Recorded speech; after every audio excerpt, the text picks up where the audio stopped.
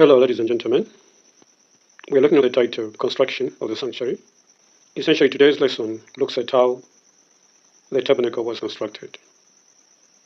So, we're looking at the tabernacle that was constructed by Moses, as shown to him by God in the mountain. So, everything that we're going to look at is going to focus on this. And you need to understand that we're not talking about the temple that was later constructed by Solomon, but we are looking at the tabernacle, which was a makeshift kind of structure, and that was used in the worship of God. So, this is what today's lesson is all about. And I should mention from the outset that there are a lot of images that have been used just to aid us in understanding what the tabernacle used to look like and the various articles, items, of pieces of furniture that were used in the tabernacle. Like the sanctuary. Speak unto the children of Israel that they bring me an offering of every man that giveth it willingly with his heart. Ye shall take my offering. And let them make me a sanctuary, that I may dwell among them, according to all that I show thee, after the pattern of the tabernacle, and the pattern of all the instruments thereof. Even so shall ye make it. And look that thou make them after their pattern, which will shoot thee in the mount. So this is what the Lord told Moses to do. And this is where the construction of the tabernacle began. So basically, he was emphasizing the fact that whatever Moses was going to make should look like the pattern that he was shown in the mountain. So everything that had to do with the tabernacle had to conform in every particular with the blueprint that Moses was shown in the mountain.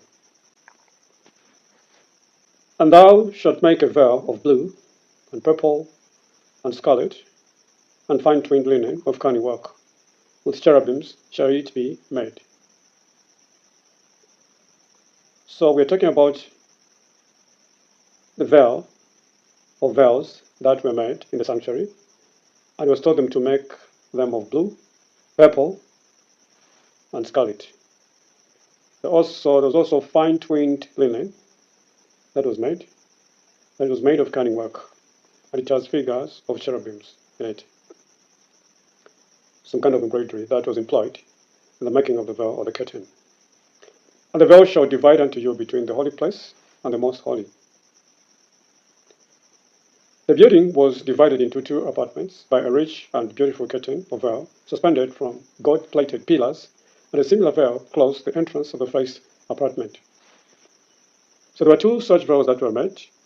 There's one which was at the first entrance into the temple or the sanctuary, as somebody entered into the holy place, and then from there was another veil that made a demarcation between the holy place and the most holy. So this one led into the most holy place. These, like the inner covering, which form the ceiling, were of the most gorgeous colors. So you have the veils, two of them, and then there's the inner covering, which formed the ceiling. So all these were of the most gorgeous colors, that is blue, purple, and scarlet, beautifully arranged, while inwrought with threads of gold and silver were cherubim to represent the angelic host. So these veils or curtains were figures of angels or cherubim that were embroidered, the threads of gold and silver, which were incorporated in the curtains, just to represent the angelic host that were found in the heavenly temple. All were connected with the work of the heavenly sanctuary and who are ministering spirits to the people of God on earth. Those are the angels or the cherubim that were embroidered within the curtains or were inwrought within the curtains or the veils. So this is the veil, as you can see. We've got blue there, and we've got purple, and then we also have scarlet. So these are the colors that were used in the temple for the veil. That's the priests. So essentially this is how the veil used to look like. Moreover, thou shalt make the tabernacle with 10 curtains of fine twined linen, and blue, and purple, and scarlet. With cherubims of cunning work shalt thou make them. And thou shalt make curtains of goat's hair to be a covering upon the tabernacle. 11 curtains shalt thou make. And thou shalt make a covering for the tent of rams' skins dyed red, and the covering above of various skins. And this talks about the tabernacle. It was made out of 10 curtains of fine twined linen. Then there was blue, purple, and scarlet.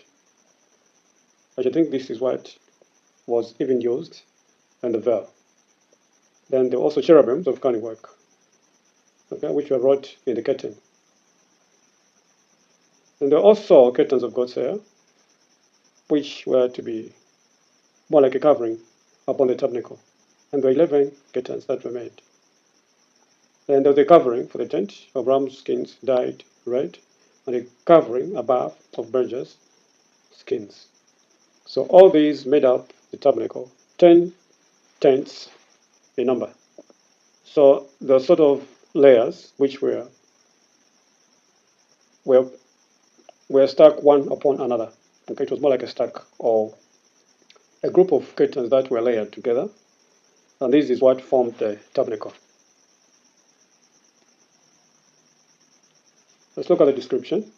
The tabernacle was so constructed that it could be taken apart and borne with the Israelites in all their journeyings. Yet it was a magnificent structure. So it was a makeshift structure, and they could carry it with them wherever they went. Although it was a makeshift structure, it was a very magnificent structure, actually. Okay? The wood employed for the building and its furniture was that of the acacia tree, which was less subject to decay than any other to be obtained at Sinai. The walls consisted of upright boards set in silver sockets and held firm by pillars and connecting bars, and all were overlaid with gold, giving to the building the appearance of sound gold. So you can see that both the boards and the pillars and other structures that were used to prop up the temple, to support the temple, were overlaid with gold. And the building had the appearance of solid gold. The roof was formed of 4 sets of curtains, the innermost of fine twined linen and blue and purple and scarlet, with cherubims of cunning work. The other 3, respectively, of goat's hair, ram skins dyed red, and seal skins, so arranged as to afford complete protection. So while the tents were 10 in number, there were 4 sets of curtains. So you had 4 layers, which formed the roof of the temple. And these were made of goat's hair, the ram skins dyed red, and seal skins. And they were so arranged as to afford complete protection. So that is how the tabernacle was. So this is the tabernacle. And you have the 2 holy places, the holy place and the most holy place. Then you have the entrance, that is the veil that formed the entrance to the holy place. So like you can see, it is made out of blue, there's purple, and there's also scarlet. And from the veil, you enter the holy place. Then there's a similar veil that was made of the same colors.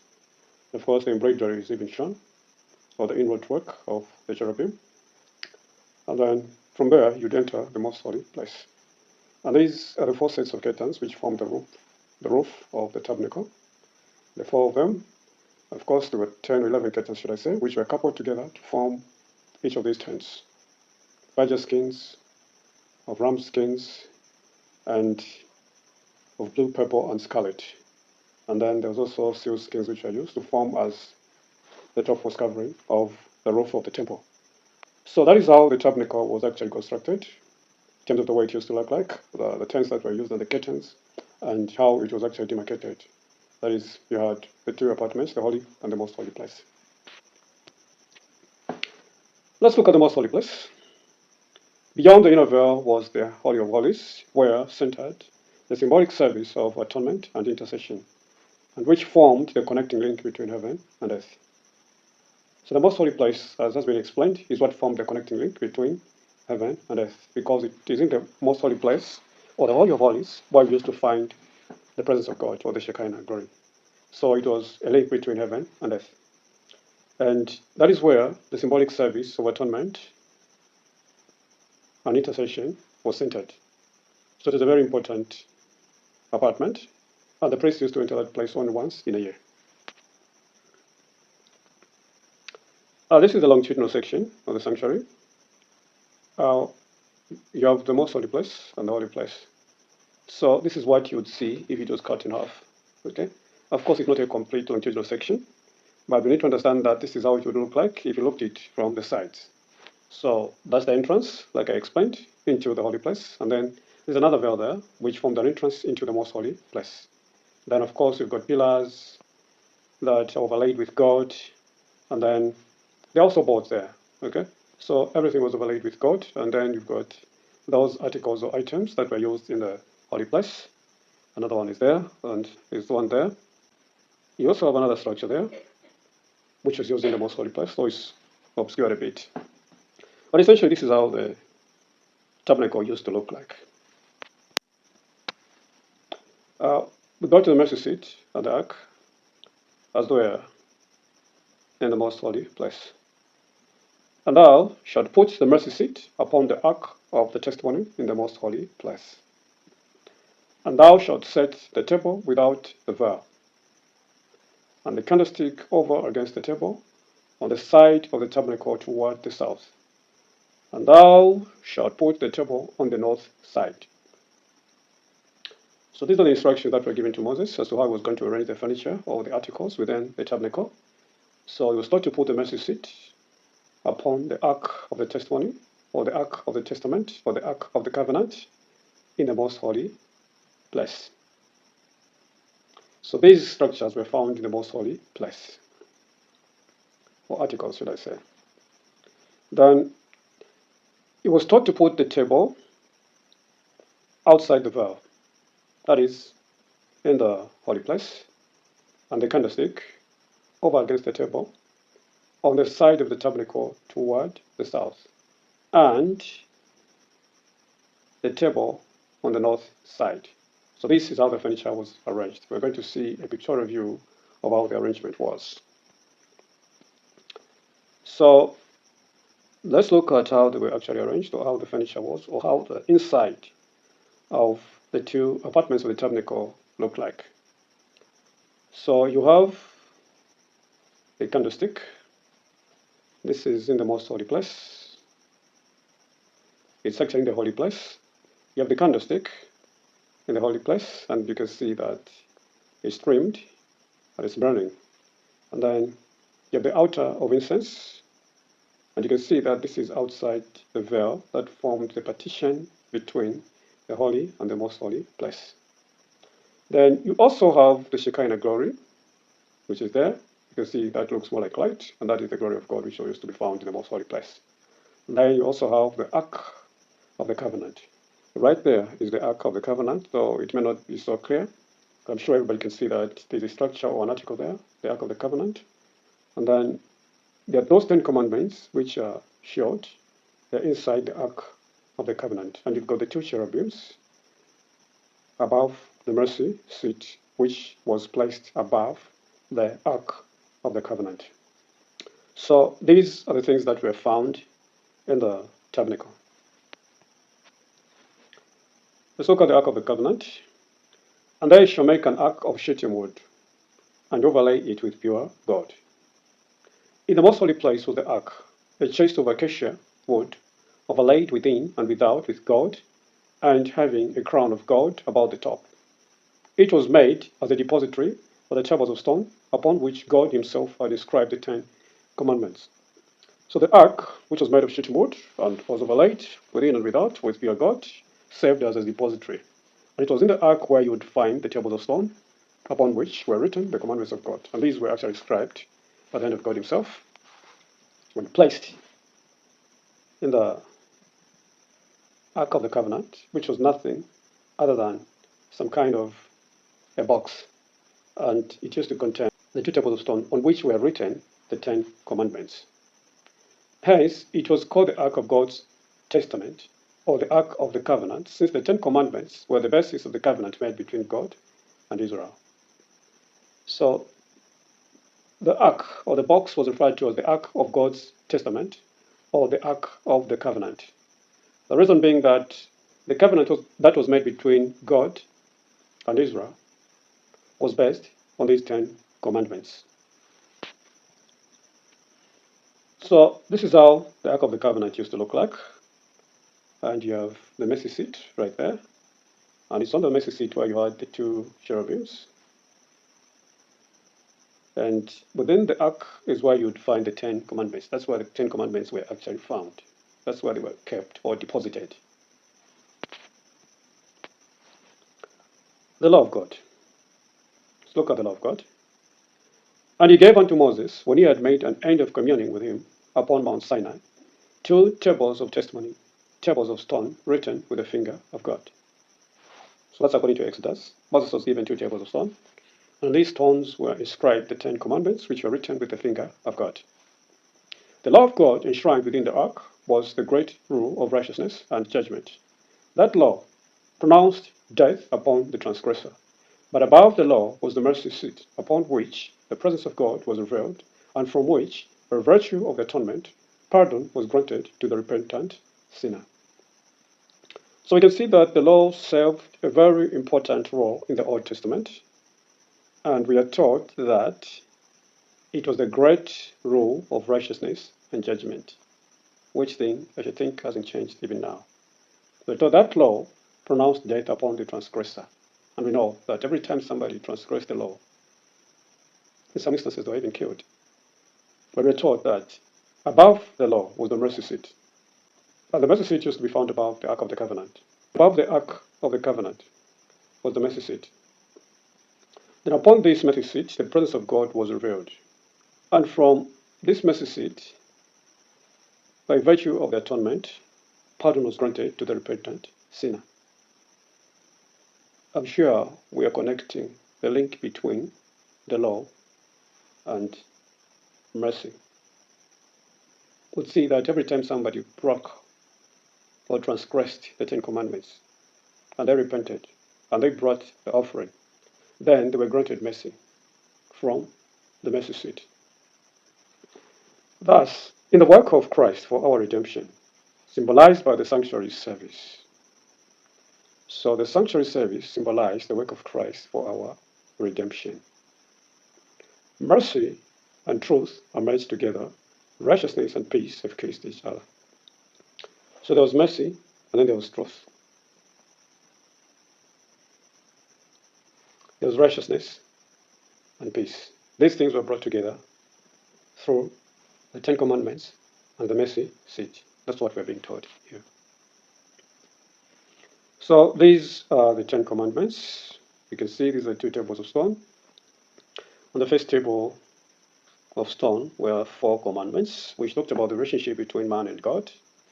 On the other table were 6 commandments, and these talked about the relationship between man and man. So that is how the Ten Commandments were. I'm sure we know the Ten Commandments. For those of us who do not know the Ten Commandments, we can go to Exodus chapter 20. That is where we're going to find the Ten Commandments so that we can familiarize ourselves with them. These laws are actually binding even today, because whatever we do, whatever laws we have, they're actually based on these 10 commandments. The mercy seat. And thou shalt make a mercy seat of pure gold, and there I will meet with thee, and I will commune with thee from above the mercy seat, from between the 2 cherubims which are upon the ark of the testimony, of all things which I will give thee in commandment unto the children of Israel. So you can see that the mercy seat of the Ark of the Covenant was actually a connecting link between heaven and earth. Or should I say, the most holy place. The reason being that is why you actually got all the instructions or the commandments that God wanted to convey to his people. So Moses used to get them from there, or the high priest could then get them from there, and then the word communicated with the people. So there was that connection between heaven and earth. The cover of the sacred chest was called the mercy seat. This was wrought of one solid piece of gold, and was surmounted by golden cherubim, one standing on each end. One wing of each angel was stretched forth on high, while the other was folded over the body, in token of reverence and humility. And we're given Ezekiel chapter 1, verse 11. So this just talks about how the mercy seat was constructed, how it used to look like, and the cherubim that were surmounted on the mercy seat, or mounted above the mercy seat. And then we're told one of the wings was stretched forth on high, while the other one covered the body. And we can find this description in Ezekiel chapter 1, verse 11, or something similar to that, which will help us understand how the angels were made, or the cherubim were made. And this posture of the cherubim showed reverence and humility. The position of the cherubim, with their faces turned toward each other and looking reverently downward toward the ark, represented the reverence with which the heavenly host regard the law of God and their interest in the plan of redemption. So that is what the position of the cherubim, or the posture of the cherubim, represented. It represented the reverence with which the heavenly host regard the law of God and the interest that they have in the plan of redemption. That's the mercy seat. I think I did explain. It's just the top of the Ark of the Covenant. The Shekinah. Above the mercy seat was the Shekinah, the manifestation of the divine presence. And from between the cherubim, God made known his will. Divine messages were sometimes communicated to the high priest by a voice from the cloud. So there has to be messages that were communicated to the high priest by a voice from the cloud. Sometimes a light fell upon the angel at the right to signify approval or acceptance, or a shadow or cloud rested upon the one at the left to reveal disapproval or rejection. So that is how God used to communicate with his people in the Old Testament. It was through the mercy seat, through the voice, or through a light that used to fall upon the angel at the right, or a cloud that rested upon the one on the left. So this would show approval, acceptance, or disapproval, or rejection, as the case may be.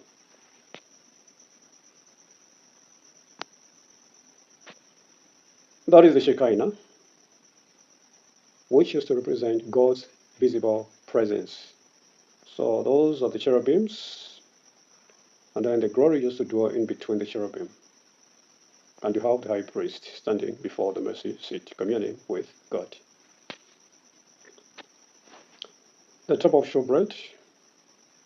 Thou shalt also make a table of shittim wood, and thou shalt overlay it with pure gold, and make thereto a crown of gold round about. And thou shalt sit upon the table of shewbread before me always.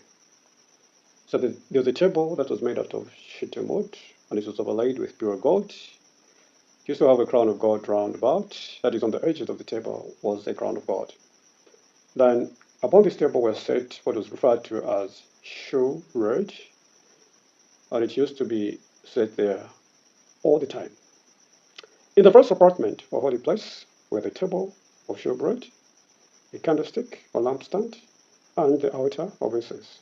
So these are what were found in the first apartment or the holy place.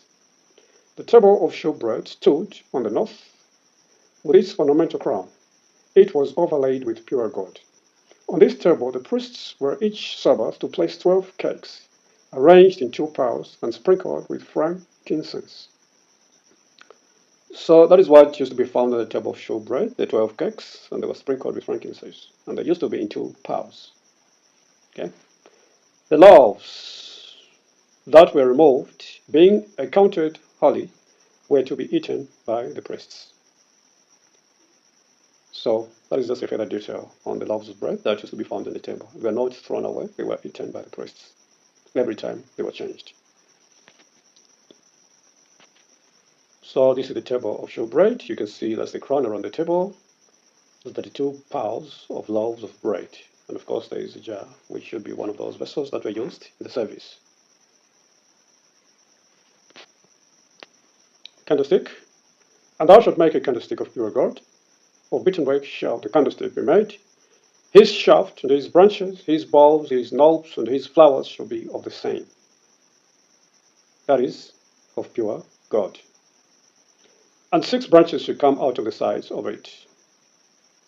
So from the sides of the shaft, that is the main shaft, were 6 branches that came out. On the south was the 7-branched candlestick. You can see 7-branched, meaning you've got the main shaft, and from the main shaft were 2 sides, from which came out the 3 branches, which in total comprised the 7 lamps. Its branches were ornamented with exquisitely wrought flowers resembling lilies, And the whole was made from one solid piece of God.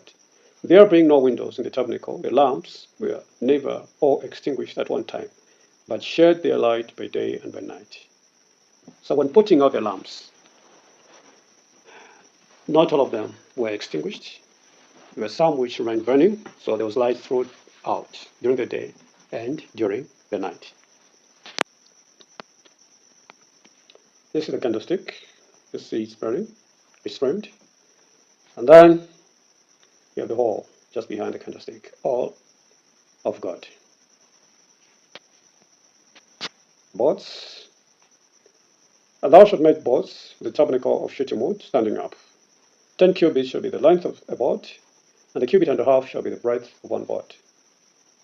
And thou shalt overlay the boards with gold, and make their rings of gold for places for the bars. And thou shalt overlay the bars with gold. You can see that both the boards and the bars were overlaid with gold, and they're made of shittim wood. So you can see you've got boards, and there are also bars, supporting bars for the boards. These were gold-plated boards, though they were made out of shittim wood. The bars of shittim wood. And thou shalt make bars of shittim wood, 5 for the boards of the one side of the tabernacle, and 5 bars for the boards of the other side of the tabernacle, and 5 bars for the boards of the side of the tabernacle, on the 2 sides westwards. And the middle bar in the midst of the boards shall reach from end to end, and thou shalt overlay the bars with gold. So we've already talked about the bars. We should just understand that they were made out of shittim wood and were overlaid with gold. Let's look at the hanging for the door. And thou shalt make an hanging for the door of the tent of blue and purple and scarlet and fine twined linen wrought with needlework. And thou shalt make for the hanging 5 pillars of shittim wood, and overlay them with gold, and their hooks shall be of gold, and thou shalt cast 5 sockets of brass for them. So these are the hangings for the door, and we've covered these hangings. They are veils actually, because they're made of blue, purple, and scarlet, and fine twined linen. So we did talk about the veils, but you need to understand that these used to be hung, okay? And they used to be pillars of shittim wood, and these were overlaid with gold. They also had hooks that were made of gold, and there were sockets of brass for them. So that is where these curtains were actually hung. So this is the first hanging of the first veil, then the second hanging of veil, and that's the tabernacle, which was made up of tents. Okay, you can see the inner tent is blue, purple, scarlet, and then there are other 3 sets of tents which formed the roof of the tabernacle. Of course, we've got the most holy place and the holy place. The brazen altar. And thou shalt make an altar of shittim wood, and thou shalt overlay it with brass. All the vessels thereof thou shalt make of brass. So all the vessels of the altar were made of brass. The altar itself was made of shittim wood, and then it was overlaid with brass as well. And thou shalt make of it a grate of network of brass. So there's a network of brass that was made for the brazen altar, or the altar of burnt offering. In the court, and nearest the entrance, stood the brazen altar of burnt offering. Upon this altar were consumed all the sacrifices made by fire unto the Lord, and its horns were sprinkled with the atoning blood. So that's about the altar, or the brazen altar, which was used for burnt offerings, and what used to happen every time there was an offering made. So this is the altar of burnt offering we're talking about. You can see there's an offering there and it's burning. Altar of incense. And thou shalt make an altar to burn incense upon, of shittim wood shalt thou make it, and thou shalt overlay it with pure gold. Just before the veil separating the holy place from the most holy, and the immediate presence of God, stood the golden altar of incense.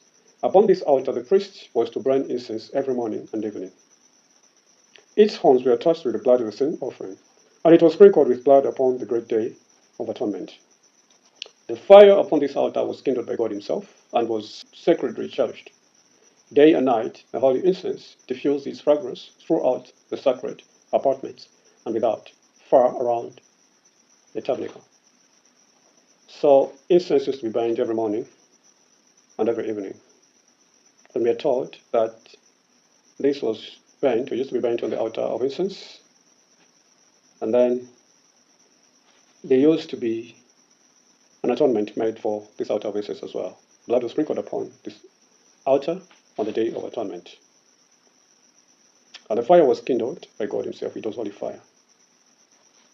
And day and night, the holy incense actually diffused this fragrance, the sweet smell, throughout the sacred apartments and outside, far around the tabernacle.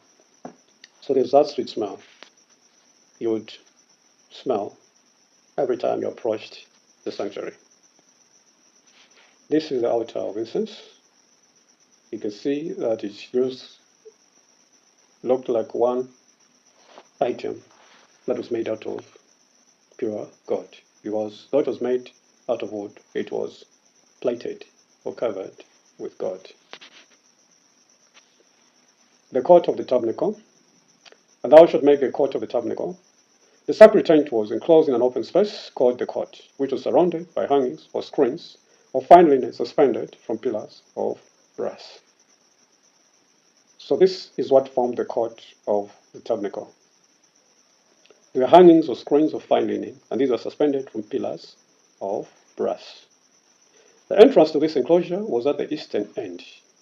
It was closed by curtains of costly material and beautiful workmanship, though inferior to those of the sanctuary.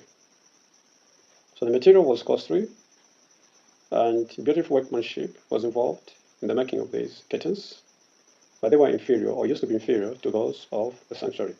The hangings of the court being only about half as high as the walls of the tabernacle, the building could be plainly seen by the people without. So you could actually see the building from the outside, because the hangings were about half the height of the walls of the tabernacle. So these are the hangings, and this is the court of the tabernacle, or the temple court. Let's look at the laver. Thou shalt also make a laver of brass, and his foot also of brass, to wash withal. And thou shalt put it between the tabernacle of the congregation and the altar, and thou shalt put water therein. So the laver was more like a vessel where you would put water that was used for washing. Between the altar and the door of the tabernacle was the laver, which was also of brass. At the laver, the priests were to wash their hands and their feet whenever they went into the sacred apartments or approached the altar to offer a burnt offering unto the Lord. So every time they wanted to go into the temple or the tabernacle, then they would wash their feet, and they'd also wash their hands with water. And every time they wanted to sacrifice a burnt offering, they'd also do the same. This is the laver which used to hold water. This is what was used in the Temple of Solomon. Laver of Solomon's temple used to hold for holding water for washing. Okay? So essentially, these are the articles, the structures, the items that were used or that were found in the tabernacle. I think I've explained a lot when it comes to what the tabernacle was, and you've seen the pictures, so I'm sure we have a picture review of how the tabernacle used to look like. We have a picture in our minds as to how the tabernacle was like. So whenever we talk about the tabernacle, be it the one in heaven or the one that was constructed by Moses, or the temple that was constructed by Solomon, basically these are the things that we should have in mind. Though, of course, the heaven one may be slightly different, because the one on earth is just more like a copy of what was found in heaven. So the services may not necessarily be the same in the way they use the ones in the Old Testament used to look like, but the principles and whatever rituals or ceremonies were involved, all of them were actually giving us a picture of how worship was or is conducted in heaven. And we should know that all that was done in the tabernacle on earth was a forecast or representation of what Christ was going to accomplish for the redemption of man. So I hope with this we have a deeper understanding of the ceremonial system of worship. But